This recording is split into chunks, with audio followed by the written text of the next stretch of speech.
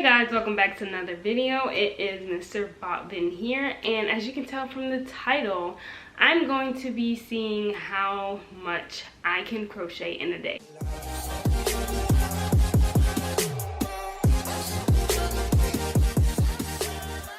For like the past few weeks, I've been working on this project on and off, but I wanted to make a video about it because I've just been crocheting and not even filming it.